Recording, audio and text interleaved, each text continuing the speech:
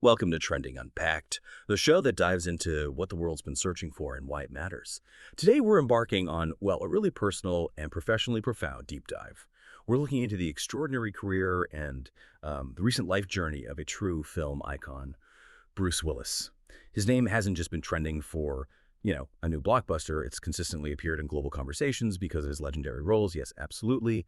But increasingly, it's also been about these deeply personal health updates. And those updates have sparked really profound discussions, haven't they? About aging, legacy, and dignity in the public eye. Okay, let's unpack this. Bruce Willis isn't merely an actor who's graced the silver screen. For so many of us, he's like a cultural touchstone. He crosses genres and generations with performances that are just. They're etched into our collective memory. His impact is undeniable. From action hero to dramatic powerhouse, and now, well, his story is teaching us even more about human vulnerability and resilience. It's quite something. It really is. And what's truly fascinating here, I think, is how his narrative extends far beyond the typical celebrity news cycle. It's become this powerful lens, hasn't it? A way for us as a society to explore these broader, more universal themes. Things like aging, the nature of legacy, and maybe most importantly, how we perceive and uphold dignity in the intense glare of the public eye. His recent visibility holds this unique, almost poignant dual nature. On one hand, it's a global celebration of his monumental past achievements, reminding us of, the sheer joy and excitement his work has brought. And on the other, it's a gentle yet very public acknowledgement of his present reality. And that acknowledgement has become this powerful catalyst for compassion and understanding. You've hit on something crucial there, that duality. So when we talk about a career as expansive and impactful as Bruce Willis's, where do we even begin to trace its origins? For a vast number of people, I imagine that starting point is unmistakably the late 1980s and, well, a particular character who really single-handedly redefined the action genre. Oh, absolutely, yes. If we're pinpointing his definitive breakout, it has to be his iconic portrayal of John McClane in the Die Hard franchise. Before Die Hard, people mostly knew Willis from the TV show Moonlighting, right? Right. Which showcased his comedic chops and that sort of charming rogue persona. Right, he had that great chemistry with Sybil Shepherd. Exactly. But Die Hard, which came out in 1988, wasn't just a hit. It was like a seismic shift in how we perceived action heroes. It totally solidified his image and catapulted him from a popular TV star to a, bona fide household name. This role absolutely set the tone for what would become his signature action hero persona, but importantly, with a twist. McClane wasn't the chiseled, invincible, muscle-bound superhero that dominated the screen in that era, like your Schwarzeneggers or Stallones. Very different vibe. Totally. Instead, he was this gritty, often exasperated, profoundly human character, an everyman, really, thrust into these extraordinary, frankly terrifying circumstances. He bled, he swore, he made mistakes, he was clearly afraid at times, but he just never gave up. And this blend of vulnerability and resilience, that's what made him instantly appealing and utterly relatable. It set him apart in a really crowded field of action stars back then. You didn't just root for McClane, you felt like you were McClane, just struggling through a really, really bad day at the office, albeit with significantly more explosions. Right. A lot more explosions. And that relatability, that really set him apart. He wasn't just another muscle-bound hero, was he? There was something so distinctly human about him, that everyman quality that it transcended the typical action star mold. How do you think that specific blend of grit and vulnerability shaped the action genre going forward? Did it kind of open doors for different kinds of heroes? Oh, that's a brilliant observation. And it's precisely his unique blend that resonated so deeply. He truly redefined the archetype. Before McClane, the action hero was often, larger than life, almost mythical. Willis introduced us to the hero who looked like he just stumbled in from a particularly rough commute, maybe still wearing his street clothes. Yeah, the vest. The vest. Armed with that wry smirk and an endless supply of sarcastic one-liners, this fostered a much deeper, more authentic connection with audiences because they saw a bit of themselves in his vulnerable yet remarkably resilient portrayals. Think about it. The emotional beats of Die Hards aren't just the action. They come from McClane calling his estranged wife, arguing with those incompetent FBI agents. And we had the Johnson brothers. Exactly. And just wanting to get home for Christmas. His heroism wasn't about brute force alone. It was about wit, improvisation, and, well, sheer stubbornness. This definitely ushered in an era where action heroes could be more nuanced, more psychologically complex. It suggested that heroism wasn't exclusive to demigods, It was accessible to the ordinary person facing overwhelming odds. It allowed for characters who could be both tough and tender, funny and fierce. And that relatability, that sense of an ordinary person surviving extraordinary circumstances, that's why he resonated so deeply and why his appeal has endured across decades. He wasn't just performing, he was inviting you to experience the chaos right alongside him, often with a self-deprecating quip. That's a fantastic way to put it. He invited you into the chaos. But, okay, to define him solely as an action hero, even an innovative one like McClane, that would be missing so much of his incredible range, he really spanned genres, didn't he? From those explosive blockbusters to quiet dramas, he seemed to just seamlessly fit into anything, often surprising critics and audiences alike. Absolutely. His extensive filmography, what is it, over 100 films? It's a profound testament to that versatility. He had this incredible, almost chameleon-like ability to transition between genres, proved he was far more than just a one-trick pony. And here's where it gets really interesting, I think, and maybe most indicative of his true talent. His ability to be both the guy who saves the world and the guy next door, sometimes even within the same character. Okay, give us some examples. Well, think about The Sixth Sense, for example. Released in 1999, so just over a decade after Die Hard. It showcased his dramatic depth and a quiet internal intensity that was just starkly different from John McClane. As Dr. Malcolm Crowe, he was subdued, right? Burdened by his own emotional weight. He delivered this performance that relied so heavily on subtle expressions and profound emotional vulnerability. Totally different pace. Completely. It was a role that surprised many who only knew him from his action films. It completely subverted expectations and really cemented his credibility as a serious dramatic actor.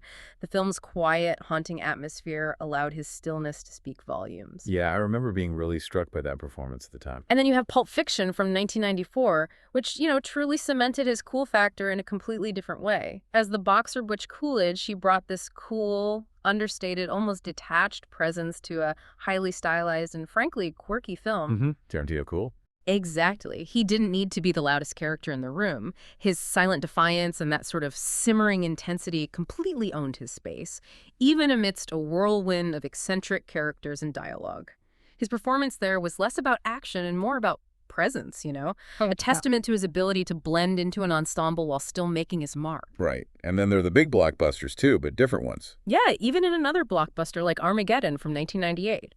While it was definitely action-packed, it had a distinctly different emotional core than Die Hard. Here, he played Harry Stamper right. A roughneck oil driller tasked with saving the world. It explored themes of sacrifice, fatherhood, reluctant heroism. It allowed Willis to tap into a deeper vein of paternal warmth and selflessness amidst all the explosions. A different kind of saving the world. Precisely. It was a role that played to his strengths as an action star, sure, but imbued with a more profound emotional resonance, really showcasing his range even within the blockbuster format. Okay, and you mentioned ensembles. Right.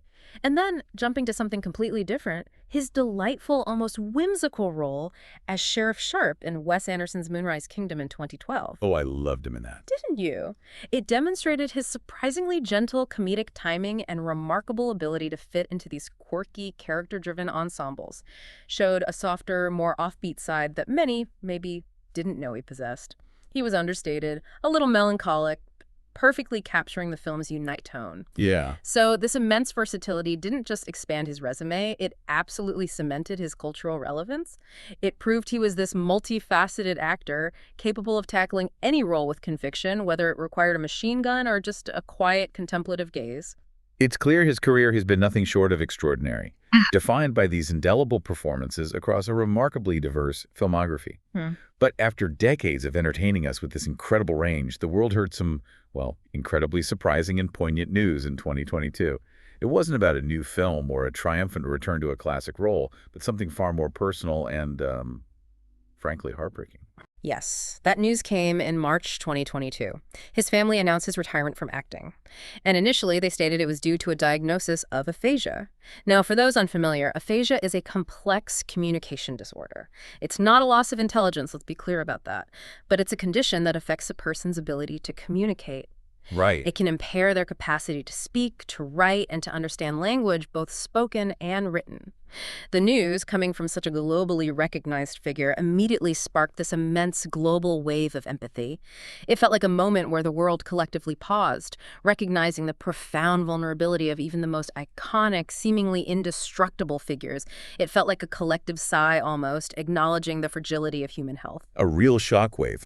And his family later provided a more specific and, well, even more challenging clarification that truly deepened the public's understanding and concern. It shone a light on a condition many might not have even heard of before. That's right. In February 2023, his family released a more comprehensive statement.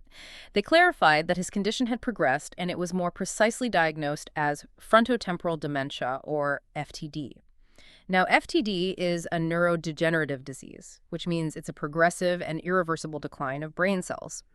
They noted that FTD specifically affects communication and behavior, which directly explained why aphasia was the initial symptom observed. You see the link there. Okay. This clarification was incredibly significant because it provided a clearer, more comprehensive, and frankly more serious picture of what he was experiencing. And this raises an important question for many listeners. What exactly is frontotemporal dementia, and how does it differ from what many might commonly assume about memory-related conditions like, say, Alzheimer's? It's a condition that, while less commonly known, definitely deserves a much greater public understanding. That's a critical question, because when we hear dementia, I think many people do immediately think of Alzheimer's. So let's try to demystify FTD. Can you break down what it is for us, simply, and how it impacts someone diagnosed with it? Absolutely, and it's important to be clear here. Frontotemporal dementia, or FTD, isn't a single disease. It refers to a group of related brain disorders. They are all caused by progressive nerve cell loss, specifically in the brain's frontal lobes. Those are the areas right behind your forehead, or its temporal lobes, which are the regions located behind your ears. Okay, so specific areas. Very specific. Imagine your brain as a highly specialized computer. The frontal lobes are largely your executive function center, handling personality, judgment, decision-making, social behavior. The temporal lobes are crucial for language, memory, and emotional processing. So when nerve cell damage occurs in these specific regions, it leads to a loss of function that manifests in really distinct ways. It can variably cause a significant deterioration in a person's behavior, personality, and savor a profound difficulty with producing or comprehending language. It's not just a general cognitive decline like you might see initially in some other dementias. It's very specific to the functions these parts of the brain control. Now, diving a little deeper, but without getting too bogged down in the heavy science, FTD is often associated with the abnormal accumulation of certain proteins within these brain cells. There's one group of disorders involving a protein called tau and another involving a protein called TDP43.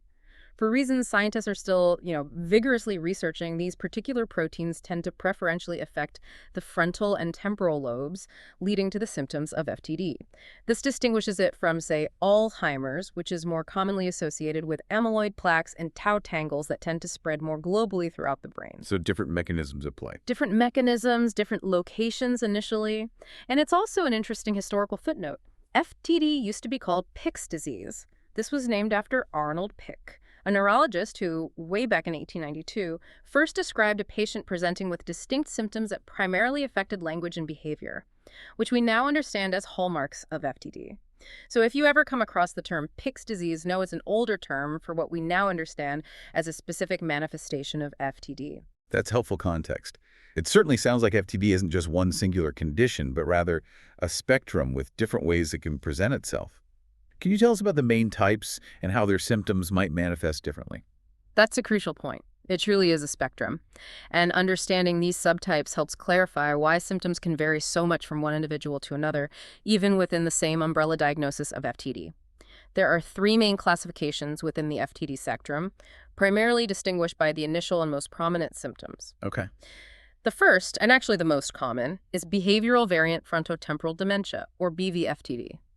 This is characterized by profound and often startling changes in personality and behavior. Imagine someone you know well suddenly becoming uninhibited, impulsive, or strangely apathetic. That's a hallmark of BVFTD. That sounds incredibly difficult for families. Oh, immensely. People with BVFTD might lose their social inhibitions. saying inappropriate things, or displaying a surprising lack of empathy towards others. They might have difficulty recognizing appropriate social behavior, or even make poor financial decisions, or develop new, unusual obsessions. It's a fundamental change in their very essence, often making them seem like a completely different person. These changes typically emerge in people in their 50s and 60s, though it can tragically develop much earlier, even in their 20s or as late as their 80s. In BVFTD, the nerve cell loss is most prominent in areas that control conduct, judgment, empathy, and foresight. It's a very, very challenging diagnosis for families, as the person they knew fundamentally shifts. Oh, okay. What's the second type? The second major form is primary progressive aphasia, or PPA. Now, this subtype is directly linked to a progressive deterioration of language skills. As the name suggests, it affects a person's ability to speak, to write, and to comprehend language. PPA normally comes on in midlife, typically before age 65, though it can certainly occur later. And this is where we see that direct connection to Bruce Willis's initial diagnosis. His family noted difficulties with communication, and aphasia is precisely that, a progressive struggle with language. Right. That makes sense now. Within PPA, there are actually two distinctive forms. The first is the semantic variant. Here, individuals primarily lose the ability to understand or formulate words in a spoken sentence. They might struggle to recall the meaning of common words, or the names of objects, or understand what others are saying, even simple phrases. It's like the meaning of words just slowly evaporates for them. The second is the non-fluent or grammatic variant. In this form, a person speaking becomes very hesitant, laborious, or ungrammatical. They might struggle profoundly to form full sentences. Their speech might sound very clipped and effortful, almost like they're skipping words. This type, in particular, aligns closely with the difficulties in verbal communication that were initially reported for Bruce Willis, making it increasingly challenging for him to engage in dialogue, which is, of course, absolutely critical for an actor. Absolutely. Okay. And the third type? And finally, we have motor, movement, or muscle function disturbances. These are also considered part of the frontotemporal degeneration spectrum. These disorders can occur alongside or independently of the behavioral changes of BVFTD or the language problems of PPA. While less directly linked to Bruce Willis's primary reported symptoms, they're important to understand as part of the broader FTD picture. Examples include amyotrophic lateral sclerosis, or ALS, also known as Lou Gehrig's disease, which causes progressive muscle weakness or wasting. Then there's corticobasal syndrome, which leads to arms and legs becoming uncoordinated or stiff, often affecting one side of the body more than the other, making simple movements incredibly difficult. And finally, progressive supranuclear palsy, or PSP. This causes muscle stiffness, difficulty walking, changes in posture, and significantly affects eye movements. So a wide range of physical symptoms, too. Yes. While PSP symptoms can sometimes resemble Parkinson's disease, a key distinction is that tremor is less common in PSP. And speech and language problems tend to develop earlier than in Parkinson's, alongside difficulties with balance and eye control. Now, to give you a sense of prevalence, both behavioral variant frontotemporal dementia and primary progressive aphasia are far less common than Alzheimer's disease in individuals over the age of 65. However, here's a surprising nugget. In the 45 to 65 age range, they are nearly as common as younger onset Alzheimer's. Wow, really? That young? Yes. While precise numbers are elusive, it's estimated there may be anywhere from 50,000 to 60,000 people living with behavioral variant frontotemporal dementia and PPA in the United States. And the majority of those individuals are between 45 and 65 years of age. So while it's rarer overall compared to all forms of Alzheimer's, it disproportionately affects a younger demographic, which makes its impact often even more devastating for families who are often still raising children or, in their peak career years. That brings a lot of clarity to how these conditions manifest differently, and it's especially insightful to know about its prevalence in that younger age range. You mentioned the common misconception that dementia equals Alzheimer's. What are the absolute key differences we as listeners should understand about FTD that truly set it apart from something like Alzheimer's? This feels crucial for dispelling myths. That's an absolutely critical distinction, yes. Because while both are forms of dementia, their primary manifestations, their initial symptoms, and their progression often differ quite significantly, especially in the early stages. And if we connect this to the bigger picture, understanding these distinctions is crucial, not just for accurate diagnosis and prognosis, right? But also for dispelling those common misconceptions, reducing stigma, and providing the most appropriate, targeted care and support to individuals and their families. Okay, so what are those core differences? Let's break them down. First, consider the age at diagnosis. Most people with FTD are diagnosed relatively early, often in their 40s, 50s, and early 60s, as we just discussed. Alzheimer's, on the other hand, becomes progressively more common with increasing age. The vast majority of diagnoses occur in older adulthood, typically after age 65. So a younger onset of dementia symptoms often points more strongly towards FTD. Right. Age is a big one. Definitely. Then there's the hallmark symptom people think of, memory loss. This tends to be the most prominent and often the earliest symptom in Alzheimer's. You'll commonly hear about people forgetting recent events, familiar names, where they put everyday items. In early FTD, however, memory loss is often less pronounced or maybe secondary to other symptoms. For instance, a person with BV-FTD might remember details of past events perfectly well, but their personality or decision-making skills might be fundamentally altered. So memory isn't the first thing necessarily. Not necessarily the primary driver early on. While advanced FTD can certainly cause memory loss, it's usually not the defining early feature, and that's a critical diagnostic clue. Behavior changes are another major differentiator, and they're particularly impactful in FTD.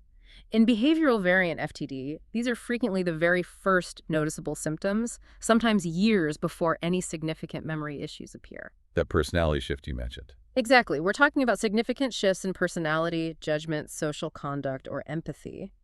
A previously mild-mannered person might become aggressive, or a reserved individual might become disinhibited. While behavior changes do occur as Alzheimer's progresses, they typically appear much later in the disease course, after memory and cognitive issues have already become apparent. Okay, that's a clear difference. What else? Problems with spatial orientation.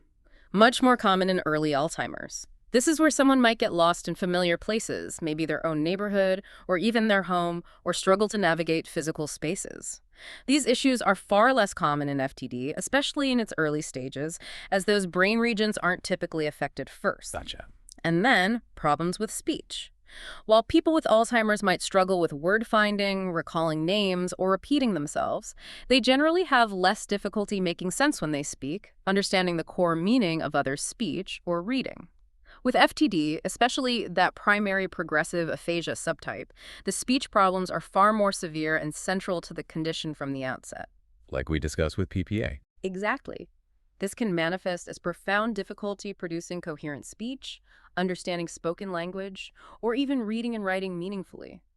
It's a more fundamental breakdown of language processing itself. Finally, hallucinations and delusions. These are relatively common as Alzheimer's progresses. A person might see or hear things that aren't there or hold strong false beliefs that aren't based in reality. These symptoms are, by contrast, relatively uncommon in FTD, particularly in the earlier stages. So these distinctions are not subtle. They represent fundamentally different pathways of neurological decline, impacting different brain functions first and foremost. Understanding these unique symptom patterns is absolutely key to early and accurate diagnosis, which in turn helps families understand what they are facing and how to best respond. That clarity is incredibly helpful for anyone trying to understand the nuances of dementia. Now, thinking about the practicalities of a diagnosis like this, how is FTD typically identified? And what do we currently know about its causes and progression? And perhaps the most difficult question, what does the future generally hold for someone living with FTD? That's a comprehensive set of questions, and they lead us into the sobering realities of this condition. The diagnosis of behavioral variant frontotemporal dementia and primary progressive aphasia relies primarily on expert evaluation, usually by a neurologist or physician who is highly familiar with these specific, quite nuanced disorders. It's what we call a clinical diagnosis, meaning it's based on a careful assessment of the type of problems the patient is experiencing, those distinct changes in behavior, personality, or language, combined with the results of comprehensive neurological exams. So it's about observing the symptoms carefully. Primarily, yes. Brain scans, like MRI and glucose peak E scans, are very helpful additional tests. They can show changes in brain volume or activity in those frontal and temporal lobes, but it's crucial to understand they aren't standalone diagnostic tools. They support and help confirm the clinical picture derived from the patient's detailed history and neurological findings. Okay. And causes. Risks. As for causes and risks, this is an area of intense ongoing research. What we do know is that frontotemporal degeneration is inherited in about a third of all cases. A third? That's significant. It is. It means there's a strong genetic component for a significant minority. So, for those with a family history of FTD or a similar neurodegenerative disorder, genetic counseling and testing are available and can be a very important step for families trying to understand their potential risk or the cause of a loved one's condition. However, it's also important to stress that aside from a family history, there are currently no known modifiable risk factors for any form of frontotemporal degeneration. Nothing you can do to prevent it, lifestyle-wise. Currently, no known factors. This means that, unlike some other conditions where lifestyle or environmental factors might play a role, for FTD, it's largely genetic predisposition, or in the majority of cases, currently unknown factors triggering it. It's not something you can prevent with diet or exercise, which can be a difficult pill to swallow for many. Yeah, that's tough. Which brings us to treatment and outlook. Right. And regarding treatment and outcomes, this is perhaps the most challenging aspect of FTD. Crucially, and I want to be very clear about this, there are currently no specific treatments for any of the frontotemporal subtypes that can stop or reverse the progression of the disease. No cure. There is no cure. While there isn't a cure, some medications can be used to manage certain distressing symptoms, such as reducing agitation, irritability, or depression. These treatments are not aimed at the disease itself, but rather at improving the quality of life for the individual and their caregivers by alleviating some of the behavioral and emotional challenges. Managing symptoms, not stopping the disease. Exactly. Unfortunately, frontotemporal dementia inevitably gets worse over time. The speed of decline differs significantly from person to person, so it's not a uniform trajectory, but the progression is relentless. As the disease advances, individuals with FTD often begin to show significant muscle weakness and coordination problems.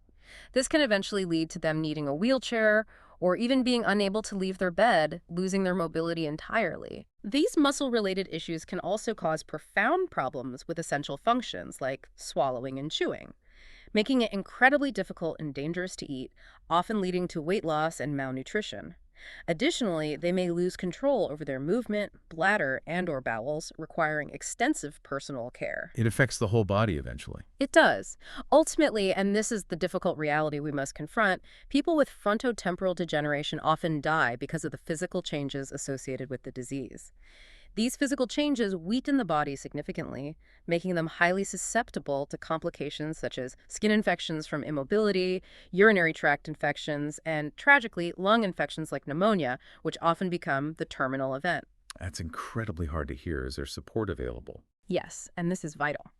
While the outlook is challenging and the journey arduous, it's vital to know that help and support are available, and they are crucial for both the person diagnosed and their caregivers.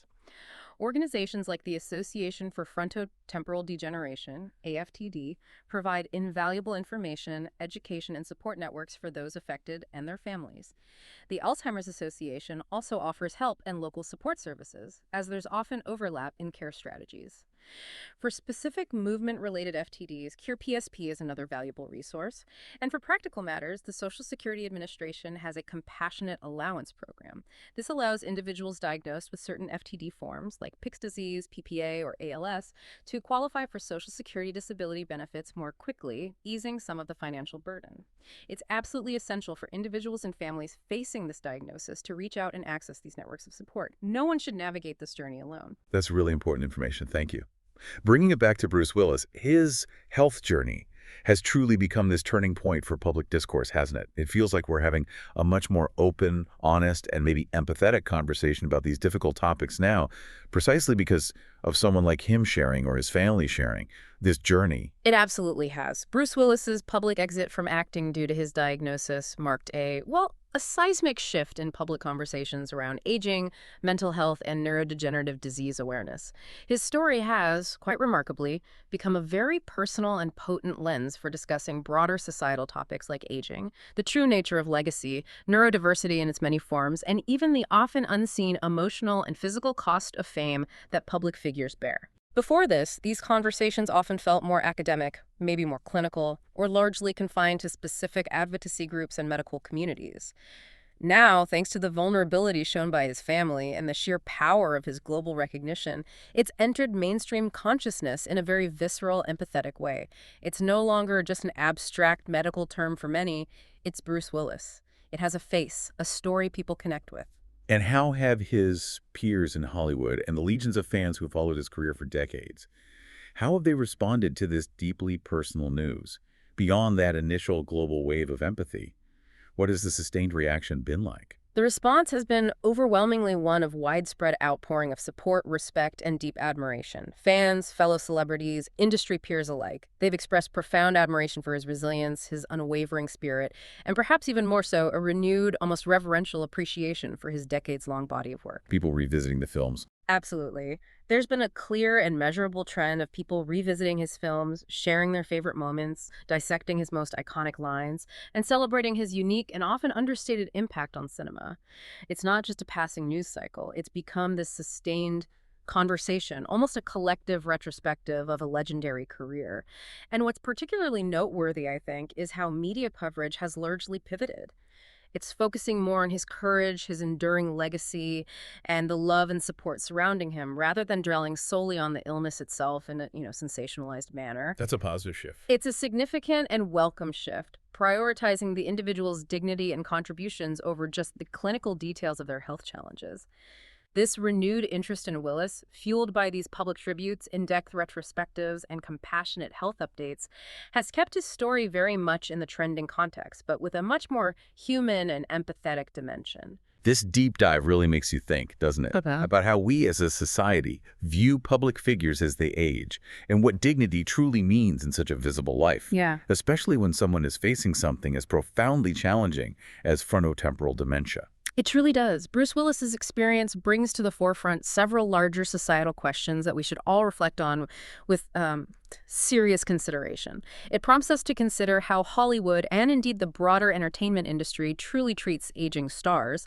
Are we giving them the space, the respect, and the tailored support they deserve as they navigate the later stages of their careers and lives, particularly when facing health challenges? That's a big question. It is. It also fuels ongoing, vital discussions around the broader representation of aging, memory, and dignity, not just in film and media, but in public life in general. How do we portray cognitive decline or other age-related conditions in media? Are we doing it with accuracy, compassion, sensitivity, or are we maybe perpetuating harmful stereotypes? Furthermore, his story powerfully highlights the delicate and often fraught balance between an individual's right to privacy and the intense public interest for figures who have shared so much of themselves with the world for decades. Where is that ethical line? Between valid public interest in a beloved icon and respecting their fundamental right to privacy in a deeply personal health battle, especially when their condition may affect their capacity for self-advocacy. A very difficult line to navigate. Extremely. And this raises an important question. How do we, as a society and as individuals, honor a person's entire body of work and contributions, celebrating their triumphs and achievements, while simultaneously respecting their deeply personal journey and vulnerabilities? Especially when they are facing challenging and debilitating health issues that demand profound understanding and empathy. It really underscores the critical importance of not just awareness, but genuine, informed, and compassionate understanding when discussing neurodegenerative conditions and the lives of those affected by them. What a powerful and truly insightful look into the life and enduring legacy of an actor who gave us so much joy and so many indelible moments on screen, and whose current journey is teaching us even more profound lessons about empathy, understanding, and dignity for others facing similar challenges. His story is a testament not just to his talent, but really to the collective human spirit. Absolutely. And if we connect this to the bigger picture, Bruce Willis's story reminds us that true legacy isn't solely about the iconic roles played on screen, the box office numbers, or the awards won. It's also, perhaps even more profoundly, about the unexpected roles we play in shaping public consciousness, compassion, and collective understanding off-screen. It's about how we as a society choose to support, remember, and speak about those who have given so much of themselves, not just in their triumphs, but crucially in their moments of vulnerability and challenge as well. His journey has unexpectedly opened hearts and minds to a conversation that is, frankly, long overdue. Thank you for joining us on this profound deep dive. Next time on Trending Unpacked, we dive into the world of OpenAI, the breakthroughs, the backlash, what it really means to build a thinking machine.